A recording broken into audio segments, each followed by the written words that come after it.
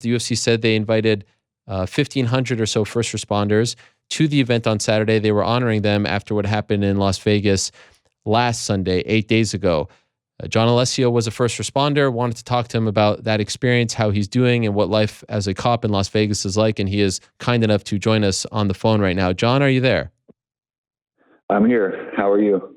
I'm doing great, John. Great to talk to you again, and really appreciate the time on this Monday morning in Vegas.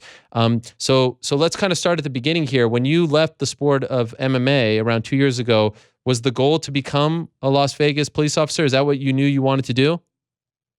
Yeah, when I took my last fight in Bellator, I was already in what they call the testing process.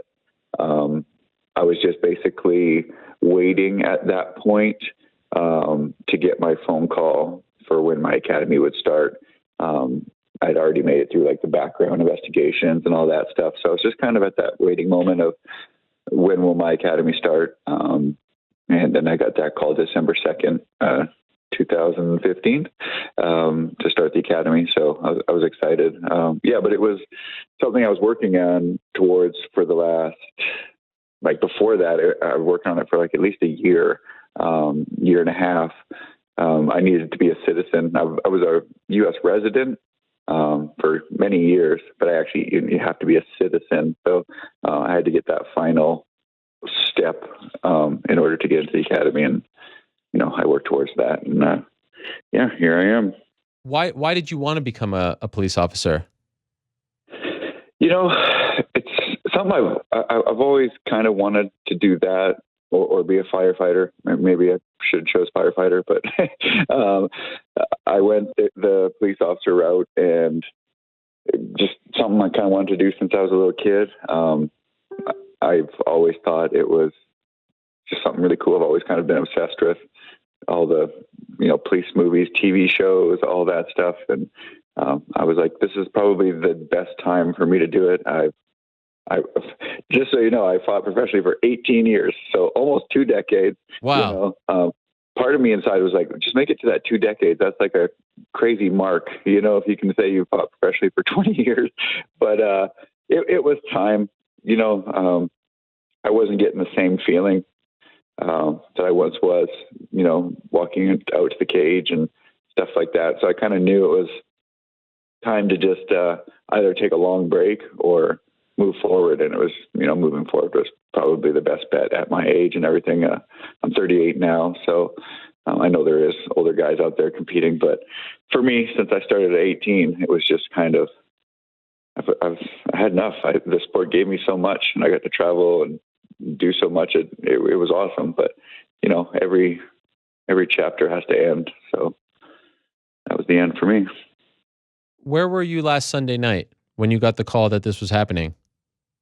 Well, I was working in a different area. I was working on the east side, and I was on a regular traffic stop at the time. I got an individual at the front of my car. We're talking, and we hear this call come out, and there's a little confusion at first because we're on a call, and I hear one of our other units like they were going to respond to a possible gun call.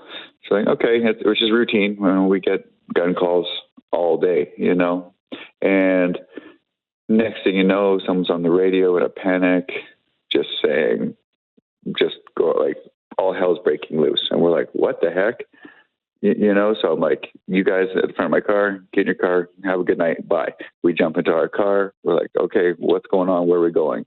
And we realized at this point, the guy's radio had switched to our channel. So we're like, because dispatch gets on, they're like, they're like, are you advised that you're not on the right channel? So we're like, oh, okay. So we switched to their channel to find out what's going on because it sounded insane, almost like it can't be true. Is this a drill?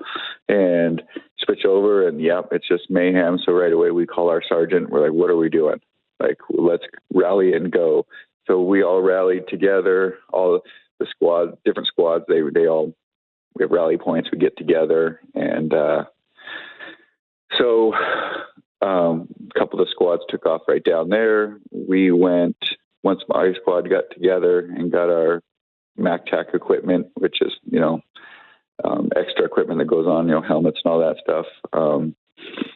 We went straight to Sunrise Hospital and locked that scene down, which was something that's pretty hard to describe other than like watching a movie where, you just see ambulances coming in. It almost kind of reminded me of like a war movie when you see like nurses and doctors trying to like triage people, not even getting them into the hospital yet, and they're working on them. And that's what was there. It was definitely very unforgettable.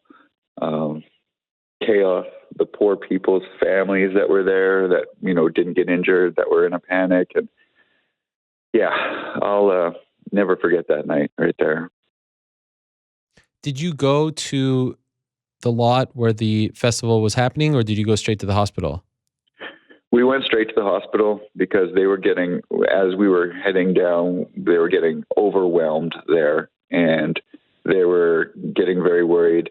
At this point, we didn't know like what kind of attack we were dealing with yet, because this was within minutes. We didn't know if there was going to be multiple shooters, multiple locations, and we're like, okay, if there's going to be a second shooter that's going to hit somewhere else and try to finish the job, it's going to be a hospital where they know so many people are going to. So we basically got there. We tactically locked it all down, me and my whole squad. So that way we could see what was coming and what was going to go.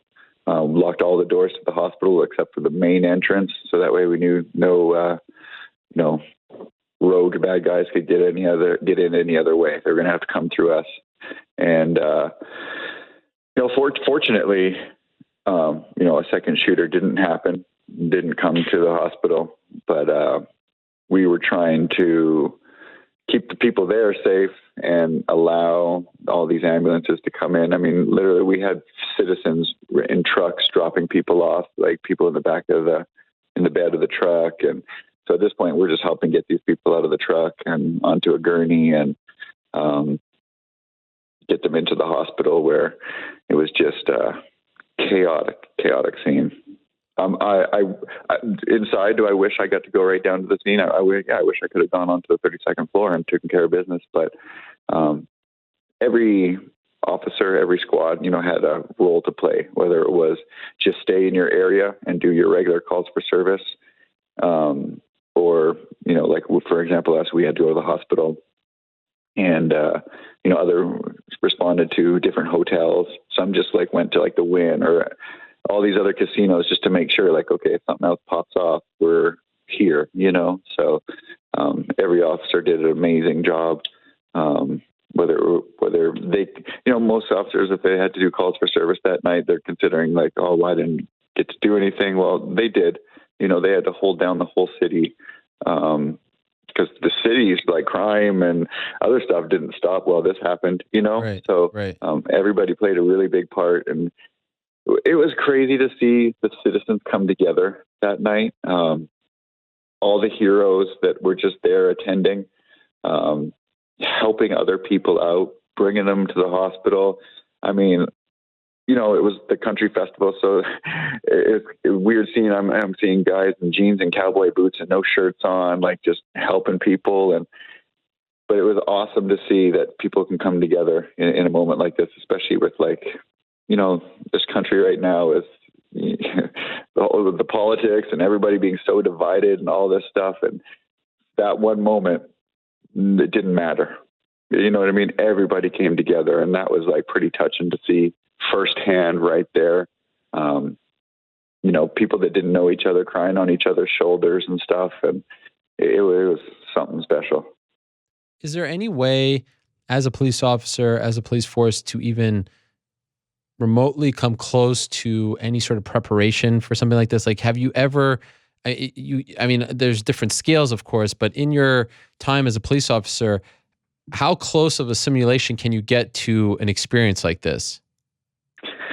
We do a lot of training.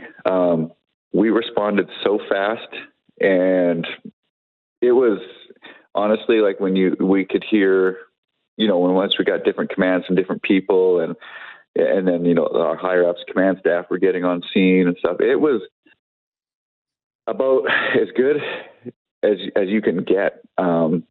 It's non-preventable, this situation. Like, if you want to go to a hotel room, like, anybody could do it. Anybody can do it, which is the scary part. So are we going to take even more measures? Absolutely. Are we going to learn from this so that we can get better at it? For sure we are. But I think we responded with great quickness. Everybody was super responsible. Everybody did such a good job that short of preventing it, everybody did what they could, because there's just nothing else that you can really change there. But we will learn little things to make it even better. Did you know, or do you know any of the police officers who were physically affected, physically harmed? I do know one of them, yeah, Casey Clarkson. I met him just a short time ago.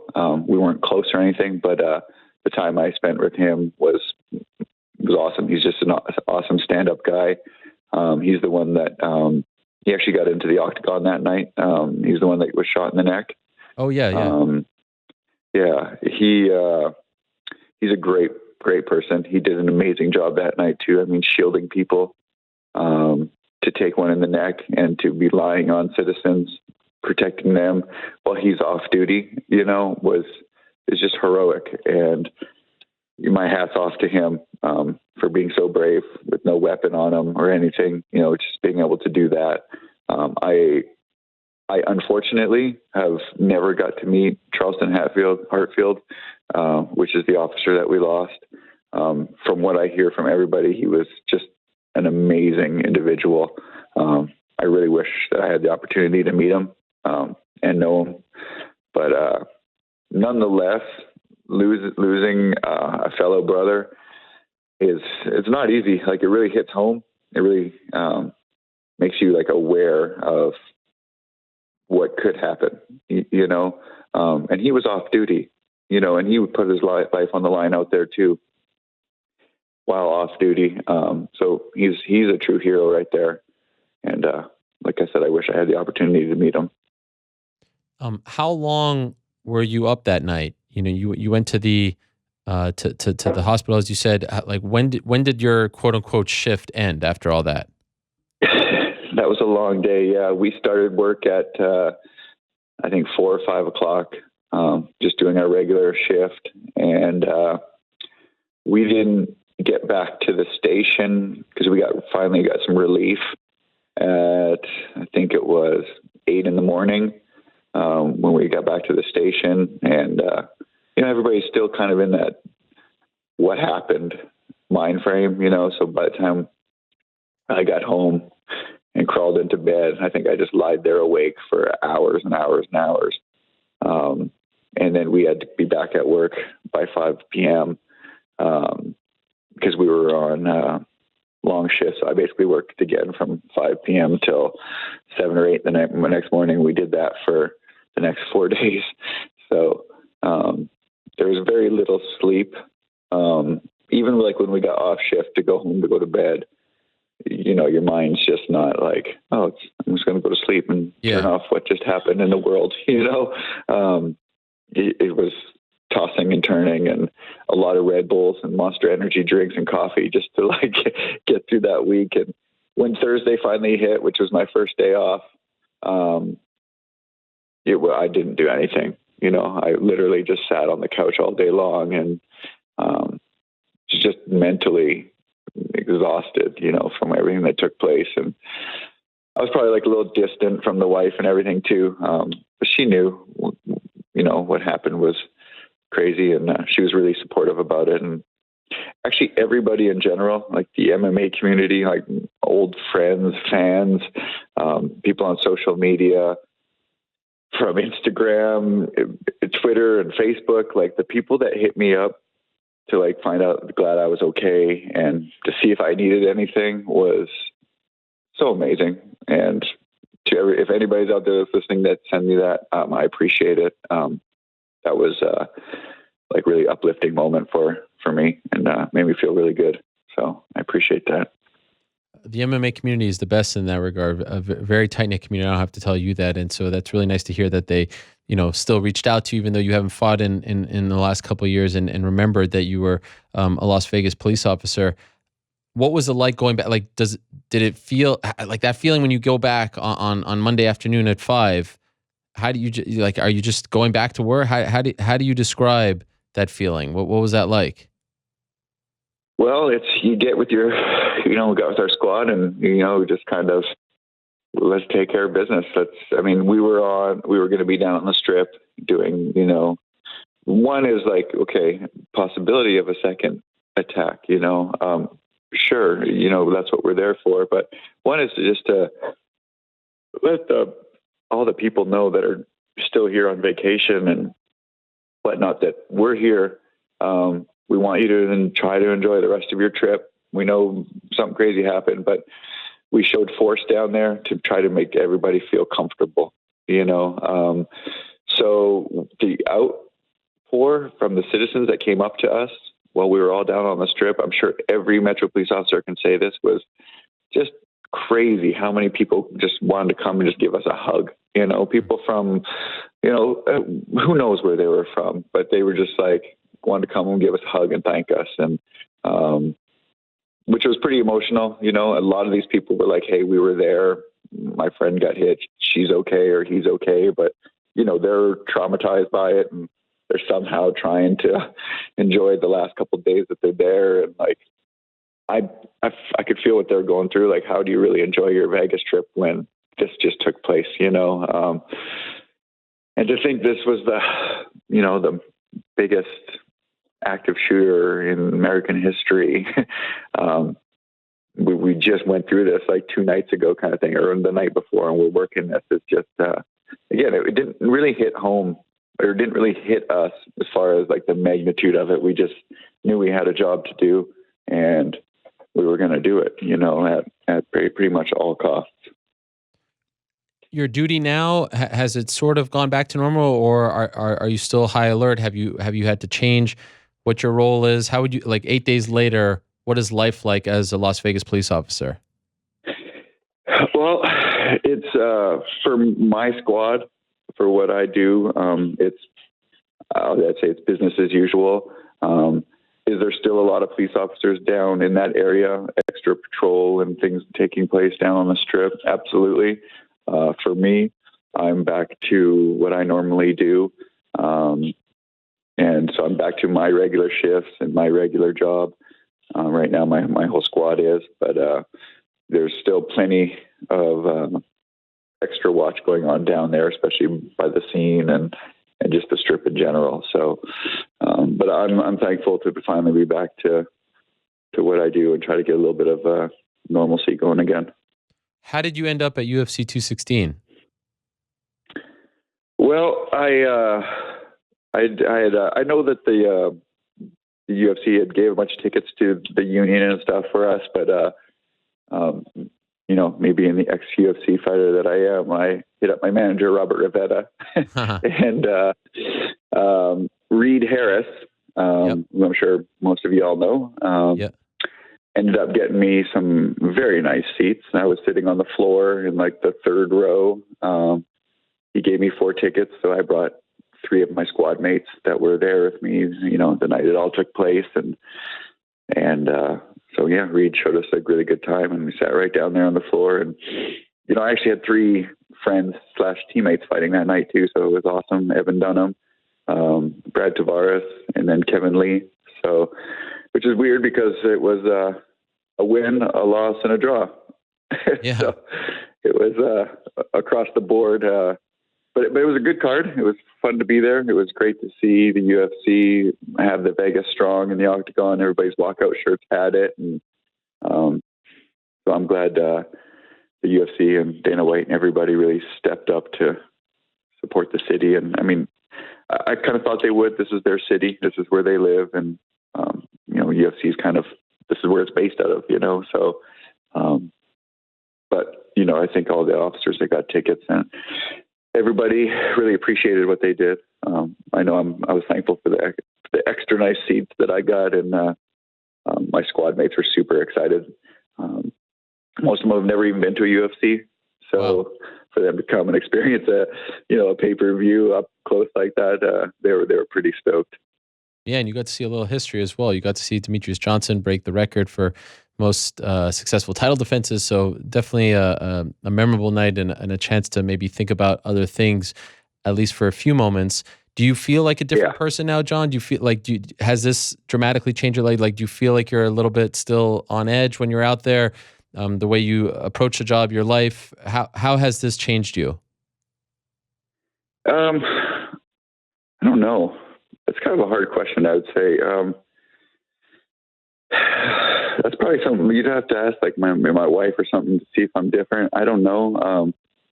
I definitely feel like some sadness inside, being a part of what I saw.